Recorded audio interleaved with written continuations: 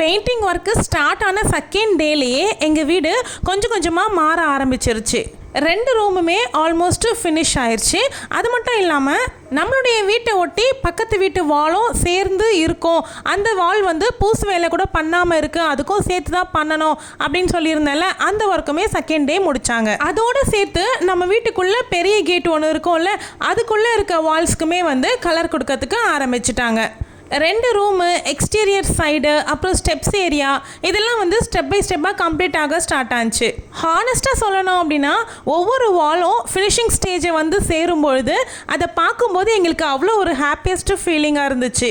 இதுக்கு நடுவில் அவங்க எல்லாரும் வரத்துக்கு முன்னாடி டெய்லி ரெகுலர் ரொட்டீனும் முடிக்கணும். இன்னும் ஃபைனல் லுக்கு எப்படி இருக்க போகுது அப்படிங்கிறத பார்க்கறதுக்கு நான் ரொம்ப வெயிட் பண்ணிகிட்ருக்கேன். உங்ககிட்டையும் காமிக்கணும்ல. Welcome to my channel. நான் உங்கள் பிரியா.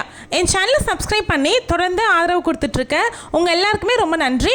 இனிமேல் சப்ஸ்கிரைப் பண்ண போகிறவங்களுக்கும் ரொம்ப ரொம்ப நன்றி. இந்த வீடியோ முழுக்கவுமே செகண்ட் டே என்னென்ன ஒர்க்லாம் பண்ணோம் அப்படிங்கிறத தான் காமிக்க போகிறேன். பெயிண்டிங் ஒர்க்கு ஸ்டார்ட் பண்ணுறதுக்கு முன்னாடியிலேருந்தே நம்ம வீடியோ போடுறதுக்கு ஸ்டார்ட் பண்ணிட்டோம். ஹவுஸ் டிரான்ஸ்ஃபர்மேஷன் அப்படின்னு ஒரு பிளேலிஸ்ட்டே க்ரியேட் பண்ணி போட்டுக்கிட்டு வந்துட்டுருக்கேன். வேணுன்றவங்க ஃபஸ்ட்லேருந்து இதை பார்க்கணும் அப்படின்னு விருப்பப்படுறவங்க அந்த பிளேலிஸ்ட்டை செக் பண்ணி பாருங்கள். ஸ்டார்டிங்லேருந்து நீங்கள் பார்க்க முடியும், நிறைய டீட்டெயில்ஸும் தெரிஞ்சுக்க முடியும். ஃபஸ்ட்டு டே பெயிண்டிங் ஒர்க் வீடியோவில் பார்த்துருப்பீங்க, 2 ரூம் காலியாக இருந்துச்சு. அதுக்கப்புறமா அவங்க அன்றைக்கி சொல்லிட்டு போயிட்டாங்க, இந்த ரூம் வந்து ஃபினிஷ் ஆயிடுச்சு, ஸோ கொஞ்சம் திங்ஸை மாற்றி இந்த ரூமில் வைங்க. ஸோ நான் இப்போ காமிச்சேன் பார்த்தீங்களா, ரூமுக்கு போகிறதுக்கு அந்த வழியில் இருந்த திங்ஸ் எல்லாத்தையும் தூக்கிட்டு வந்து மறுபடியும் இந்த ரூமில் வச்சோம். அவங்க எல்லாம் கிளம்புறதுக்கே ஆல்மோஸ்ட் 6:30 போல் ஆயிடுது. அதுக்கப்புறமா நைட்டுக்கு ஏதாவது செஞ்சு சாப்பிட்டுட்டு அதுக்கு பிறகு கொஞ்ச நேரம் ஒரு 1 மணி நேரத்துலேருந்து 1.5 மணி நேரம் வேலை செய்வோம். அதுக்கப்புறமா தூங்கிடுவோம். நாங்களுமே டயர்டாகிடுவோம். மறுநாள் காலையில் பிரேக்ஃபாஸ்ட்டு, லஞ்சு இது எல்லாமே செஞ்சு வச்சுட்டு அவங்க சொன்ன வேலையுமே அவங்க வரத்துக்கு முன்னாடியே முடிச்சு வேற வைக்கணும். அந்த சந்து முழுக்க காலி பண்ணி வைக்க சொல்லியிருந்தாங்க. அது கூடவே வந்து ஸ்டெப்ஸ் ஏரியாவும் நாளைக்கு பண்ணுவோம். அதனால் வந்து ஸ்டெப்ஸ் ஏரியாவில் இருக்கிற பொருட்கள் எல்லாத்தையுமே எடுத்துருங்க அப்படின்னு சொல்லிட்டு போயிட்டாங்க.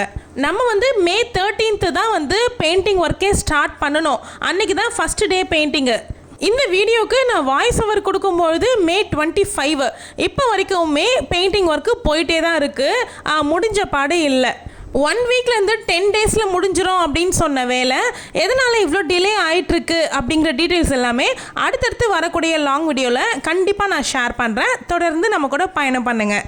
அவங்க வந்து 9:30க்கு வருவாங்க. அதுக்குள்ளே நான் வந்து சமையலில் அவங்க சொன்ன பொருட்கள் மாற்றம் இது எல்லாமே பண்ணி வச்சுட்டு கொஞ்சம் எனக்கான டைமும் கொஞ்சம் ரெஸ்ட் எடுத்துக்கிட்டேன். அந்த அன்னைக்கு வந்து நம்ம சிஎம் சார் வந்து பதவி ஏற்றதுக்கு 3வது நாள் நாட்டு நடப்பு தெரிஞ்சுக்கலாம் அப்படின்னு டிவி பார்த்துக்கிட்டே இருந்தேன். அதுக்குள்ளே அவங்களும் வந்துட்டாங்க. டிவியெல்லாம் ஆஃப் பண்ணிவிட்டு வேலை பார்க்குறதுக்கு ஆரம்பித்தாச்சு. இதுதான் வந்து நான் உங்களுக்கு ஆல்ரெடி நம்ம ஹோம் டூர் வீடியோ போடும்போது காமிச்சிருப்பேன் பார்த்தீங்களா, நம்மளுடைய சந்தில் வந்து நிறைய பேட்சஸ் ஒர்க் இருக்குது. அது எல்லாமே இந்த வால்ஸ்னால் தான் நம்மளுக்கு கிரியேட் ஆனது அப்படின்னு. ஸோ அது இந்த வால் தான். இது வந்து பக்கத்து வீடு.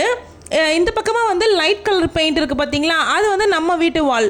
இந்த பக்கத்து வீட்டினுடைய காம்பவுண்ட் வாலும் இந்த வாலும் சேர்த்து கட்டியிருக்காங்க.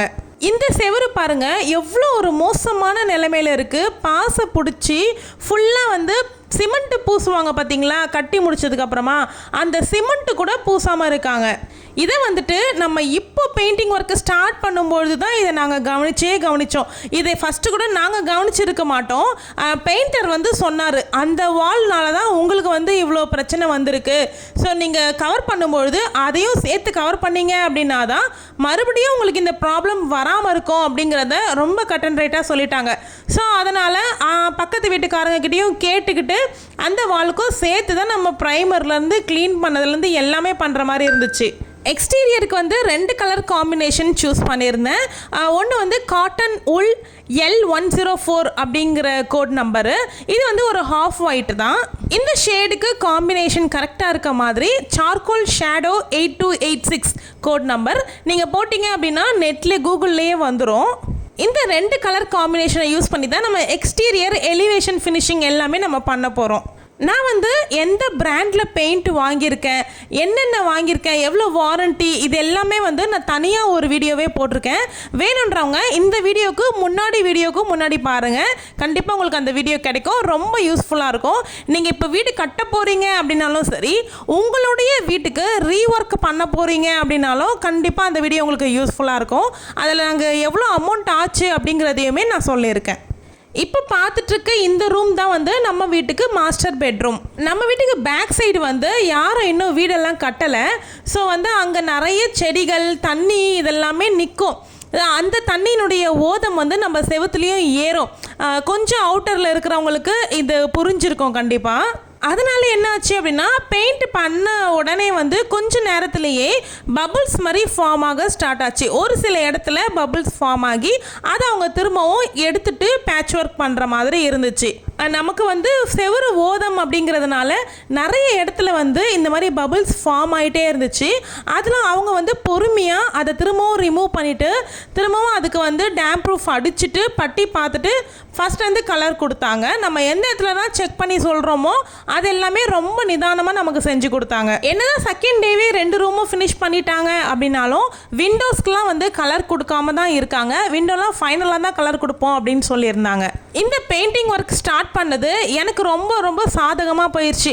எதெல்லாம் வேணும் வேணாம் அப்படிங்கிறத செக் பண்ணுறதுக்கு ரொம்ப டைம் எடுத்துக்கிட்டேன். பரன் மேலேருந்து இறக்கின பொருள் இதெல்லாம் வேணாம் அப்படிங்கிறது எல்லாமே ஓரம் ஒதுக்கி வச்சுருந்தோம். ஸோ திரும்பவும் பொருட்களை அரேஞ்ச் பண்ணி வைக்கிறதுனால இதெல்லாம் கொண்டு போய் காயலாங்கடையில் போட்டுடலாம் அப்படின்னு சொல்லிட்டு ஹஸ்பண்ட் எடுத்துகிட்டு போயிட்டுருக்காங்க. இந்த தடவை வந்து நம்ம வீட்டில் நிறைய திங்ஸ் வந்து டீக்ளட்டர் பண்ணிட்டேன். நம்ம வீட்டில் வந்து 3 லாஃப்ட் இருக்குது. இப்போ 2 லாஃப்டில் தான் திங்ஸ் இருக்குது. ஒரு லாஃப்ட்டை ஃபுல்லாகவே காலி ஆயிடுச்சு. 2 வீக்ஸ்க்கும் மேலே இந்த பெயிண்டிங் ஒர்க் வந்து நடந்துகிட்ருக்கு. ஸோ இதெல்லாம் அரேஞ்ச் பண்ணி முடிக்கவே எனக்கு 1 வீக் எக்ஸ்ட்ராவே ஆகும் போல இருக்குது. பேக் டு ரொட்டீன்றது எப்போ வருவேன் அப்படிங்கிறது எனக்கே தெரியல. இந்த டைம் வந்து வாஷிங் மிஷினுக்கு வாய் இருந்திருந்ததுன்னா கண்டிப்பாக அழுதுருக்கும். ஏன்னா அத்தனை தடவை அதை தூக்கி வெளியே வைக்கணும், மறுபடியும் தூக்கி உள்ளே வைக்கணும், திரும்பவும் வெளியே வைக்கிறோம், திரும்பவும் துணி துவைக்கணும் அப்படிங்கிறதுனால உள்ளே தூக்கி வச்சு வேலை பண்ணுறோம். அந்த மாதிரி ஒரு 4 தடவை எடுத்து மாற்றிட்டுருப்போம். பெயிண்டிங் ஒர்க் எல்லாமே கம்ப்ளீட்டாக முடிஞ்சதுக்கு அப்புறமா வேக்யூம் கிளீனர் வாங்கணும், இந்த செலவாகவே வாங்கிடலாம் அப்படின்னு தான் நினச்சிக்கிட்டு இருந்தேன். பட் பட்ஜெட் வந்து பயங்கரமாக எகிரிடுச்சு. எனக்கு டோட்டலாக எவ்வளோ காஸ்ட் ஆச்சு அப்படிங்கிறத நான் கண்டிப்பாக உங்கள் கூட ஷேர் பண்ணுவேன் ஃப்யூச்சர் வீடியோஸில். ஏன்னா இப்போ தானே ப்ராசஸில் போயிட்டுருக்கு. அதனால் இப்போ கரெக்டாக என்னால் கால்குலேட் பண்ண முடியாது. அதையுமே நான் கண்டிப்பாக ஷேர் பண்ணுறேன். அதே மாதிரி வீடியோ பார்த்துட்ருக்க நீங்கள் யாராவது வேக்யூம் கிளீனர் யூஸ் பண்ணுறீங்க அப்படின்னா எந்த பிராண்ட் ரொம்ப நல்லா இருக்குது, எது யூஸ்ஃபுல்லாக இருக்குது, நம்ம வந்து டெய்லி பெருக்கிறதுக்கு தொடப்பம் எடுக்காமல் வேக்யூம் கிளீனரில் டக்குன்னு நல்லா ஈஸியாக க்ளீனாக மெயின்டைன் பண்ணுறதுக்கு எது நீங்கள் யூஸ் பண்ணிட்டு இருக்கிறது நல்லாயிருக்கு அப்படிங்கிறத எனக்கு ஷேர் பண்ணுங்கள் கமெண்ட்டில். பார்த்தீங்களா, பக்கத்து வீட்டினுடைய செவருக்கும் சேர்த்து நம்ம பெயிண்ட் பண்ணி கொடுக்குற மாதிரி ஆயிடுச்சு. ஏன்னா இப்போ நம்ம அதை பண்ணலை அப்படின்னா நம்ம இவ்வளோ செலவு பண்ணி திரும்பவும் அதே பிரச்சனை வரதான் போகுது. அதனால தான் நம்ம பண்ணோம். வெளியில் பண்ண போகிறோம், இந்த தோரணம் எல்லாமே எடுத்துருங்க அப்படின்னு சொன்னாங்க. படிக்கட்டு எல்லாமே காலி பண்ணி வச்சோம். ஆனால் இதெல்லாம் எடுக்கிறதுக்கு மறந்துட்டேன். ஆனால் உண்மையாகவே அந்த செகண்ட் டே ஒர்க்கு போயிட்டுருக்கும்பொழுது எனக்கு இருந்த உடம்பு டயர்டுக்கு நான் நிஜமாகவே ஃபீல் பண்ணிட்டேன். ரொம்ப அவசரப்பட்டு இந்த வேலையை எடுத்துட்டோமோ, 2 வருஷம் தள்ளி போட்ட மாதிரியே இந்த வருஷமும் தள்ளி போட்டிருக்கலாம் அப்படின்னு கொஞ்சம் யோசிக்கிற அளவுக்கு வேலை வந்து ரொம்ப டைட்டாக இருந்துச்சு. சரி ஓகே, ஆரம்பிச்சிட்டோம், வேறு வழியில் முடிச்சு தான் ஆகணும் அப்படிங்கிறத மனசில் வச்சுக்கிட்டு எல்லாருமா சேர்ந்து உழைக்க ஆரம்பிச்சிட்டோம். இந்த செகண்ட் டே இந்த பெட்ரூமை ரெடி பண்ணி கொடுத்தாங்க பார்த்தீங்களா. 3rd டேலேருந்து இந்த பெயிண்டிங் ஒர்க்கு மொத்தம் முடிகிற வரைக்கும் கூட இந்த பெட்ரூம்லேயே தான் புழங்கிட்டு இருக்கோம். ஏன்னா ஹால் ஃபுல்லாகவே வந்து கொஞ்சம் திங்ஸாகவே தான் இருக்குது. சோஃபாவை இழுத்து நடுவில் போட்டு வச்சுருக்கோம். அப்புறம் வந்து ஃப்ரிட்ஜையும் இழுத்து நடுவில் வச்சுருக்கோம். கிச்சனில் ஒரு ஆரஞ்சு கலர் டேபிள் வச்சுருந்தோம் பார்த்தீங்களா, அந்த டேபிளும் எடுத்து ஹாலில் சென்டரில் போட்டு வச்சுருக்கோம். ஸோ இப்போதைக்கு ஹால் வந்து இப்படி தான் இருக்குது. அதுவுமே வந்து நீங்கள் ஃப்யூச்சரில் வரக்கூடிய வீடியோஸில் பார்ப்பீங்க. இதோ பாருங்கள், இந்த டேமேஜ் தான் நான் சொன்னேன். அந்த பக்கத்து வீட்டு செவரால் இந்த டேமேஜ் தான் நம்மளுக்கு ரொம்ப ரொம்ப ஹெவியாக இருந்துச்சு. விசிபிளாக ரொம்ப அசிங்கமாகவும் இருந்துச்சு. நிறைய மழை காலத்தில் என்ன ஆகும் அப்படின்னா அந்த வால்லேருந்து ஒரு மாதிரி பஞ்சு மாதிரி வர ஆரம்பிக்கும். அதை நம்ம கீழே தட்டி விட்டோம் அப்படின்னா ஈரமாக மாறிடும். மழை காலம் வந்தாவே தொடப்பம் எடுத்து பெருக்கிறதுக்கே ரொம்ப கடுப்பாக இருக்கும். நம்ம வீட்டில் இந்த சந்தில் ஃபுல்லாக செவுத்தில் பஞ்சு மாதிரி ஒட்டிக்கிட்டு இருக்கும். அந்த ஓதம்னு சொல்லுவாங்கல்ல, அது அப்படியே இருக்கும். அதை மொத்தத்தையும் தட்டி விட்டுட்டு ஃபுல்லாக பெருக்கி முடிக்கிறதுக்குள்ளே நிறைய குப்பை இருக்க மாதிரி ஃபீல் ஆகும். இதுக்கப்புறம் நிறைய திங்ஸ் வந்து டீக்ளட்டர் பண்ணிட்டேன் அப்படிங்கிறதுனால கொஞ்சம் மினிமமாக தான் இருக்கும்ன்றதுனால க்ளீனிங் ரொம்ப ஈஸியாக இருக்கும் அப்படின்னு தான் நினைக்கிறேன். பார்க்கலாம், போக போக தான் தெரியும். ஒவ்வொரு இடமும் மாற மாற மாற எங்களுக்கு வந்து ஒரு மாதிரி புத்துணர்ச்சியாக இருக்க மாதிரி இருந்துச்சு. இவ்வளோ வேலைகள் செய்கிறோம் பார்த்தீங்களா, அது எதுவுமே எங்களுக்கு வந்து மைண்டில் இல்லை. ஆஹா இன்னைக்கு இந்த இடம் ரொம்ப அழகாக இருக்கே, இந்த ரூம் பார்க்கறதுக்கு ஒயிட்டாக சூப்பராக இருக்குல்ல, அந்த மாதிரி மைண்ட் செட்டில் தான் இருந்துச்சு. ஸோ அடுத்தடுத்த நாள் எங்களுக்கு உழைக்கிறதுக்கு அதுவே ஒரு பெரிய மோட்டிவேஷ்னலாக ஆயிடுச்சு. இந்த வீடியோ May 14 அன்னைக்கு எடுத்திருந்த வீடியோ தான். நாளைக்கு வரக்கூடிய வீடியோவில் அடுத்த நாள் என்னென்ன ஒர்க்லாம் பண்ணாங்க அதை பற்றின கொஞ்சம் டீட்டெயில்ஸ் எல்லாமே நான் ஷேர் பண்ணுறேன். தொடர்ந்து வீடியோ பாருங்கள். உங்களுக்கு ஏதாவது டவுட் இருக்குது பெயிண்டிங்கில் அப்படின்னா கண்டிப்பாக கமெண்ட்டில் சொல்லுங்கள், நான் ரிப்ளை பண்ணுறேன். தேங்க்யூ.